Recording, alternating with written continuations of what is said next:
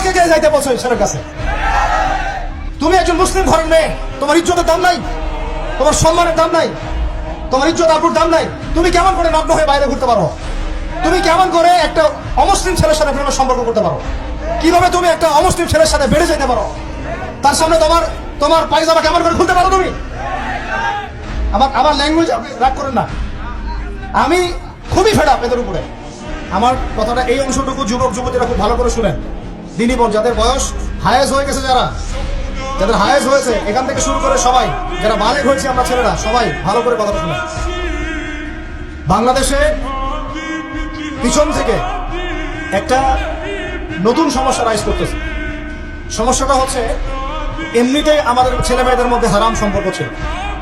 এর স্কুলে কলেজে বিশ্ববিদ্যালয়ে যাচ্ছে, ফ্রি মিক্সিং এ পড়াশোনা করছে, বাসায় পড়ন দেখছে, ওখানে গিয়ে মেয়ের সাথে হারাম সম্পর্ক হচ্ছে, তারপরে প্রেমের সম্পর্কের নামে জেনা হয়ে যাচ্ছে, জেনা হওয়ার পরে ছেঁকা খেয়ে মাদক, তারপরে গান বাজনা বাদ্যযন্ত্র ইত্যাদি ইত্যাদি, জীবনটা শেষ। এদিকে ওই ব্যভিচারী মেয়েরা কারো কারো ঘরে যাচ্ছে, তারা আমাকে বলতে দেন, ব্যভিচারী মেয়েরা কারো কারো ঘরে যাচ্ছে, ওদেরকে নিয়ে আপনারা আবার সংসার করতেছে। এই হচ্ছে না সিচুয়েশন।